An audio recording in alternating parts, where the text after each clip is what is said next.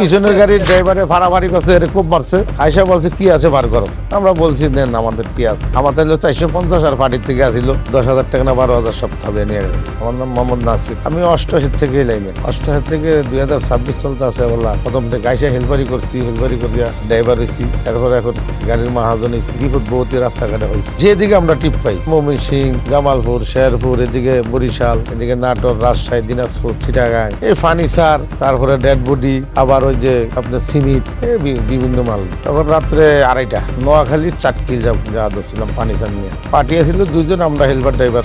ওখানে দুইটা খিলা, একবার লাকসামের আগে খিলা খাম্বা ফালাইয়া 4-5টা গাড়ি আসছিল, ওরা ডাকাতি করেছিল। খাম্বা ফালাইছে রোডে, খাম্বা ফালাইছে গাড়ি ব্রেক করছে, আসা ওনারা চতুর্দিকে তৈরি ধরছে। চিন্তা করলাম রোডের উপরে এটা পালাইছে, অবশ্যই ডাকাতি। বিদ্যুতের খাম্বা 20 ফিট খাম্বা। ওই তো গাড়ি জমাইছি, ব্রেক করছি, খাড়া করাইছি, ওনারা আইসা বাস 7-8 জন আসিল না। চেহারা তখন তো ইয়ে আসিল, তখন তো আমাদের বয়স ছিল তখন 25-26 বছর। ওই বয়সের এরকম লোকই ছিল। রান্দাও ছিল, রান্দা বড় বড় রান্দা। আয়সা বলছে কি আছে বার করো। আমরা বলছি নেন আমাদের কি আছে। আমাদের হলো 450 আর পার্টির থেকে আসিল 10,000 টাকা না 12,000 সব থাবে নিয়ে গেছে। 450 টাকা ছিল, পার্টিরটা ছিল 12,000 না কত ব্যাগের ভিতরে, বলে হাতিয়ে নিয়ে গেছে। আর ভয়ের কি, ডাকাতি রাতে পড়লে আর কি আছে নিয়ে জানাই যে না দিলে কোবাই তো পিছনের গাড়ির ড্রাইভারে ফাড়াফাড়ি করছে, এর খুব মারছে। ড্রাইভারে খুব মারছে, যে পাড়াফাড়ি করছে, যে আমার চিন্তা গাড়ি করার পরে পিছনে গাড়ি ধরছে, পিছনের গাড়িও ডাকাতি করে কি করছে, খুব খাই আর কি করছে। পরে সবই দিতে বাধ্য হয়েছে, জোরাজোরি করছে, উস্তি করছে ওনার সাথে। হয়তো 5-6 জন ছিল।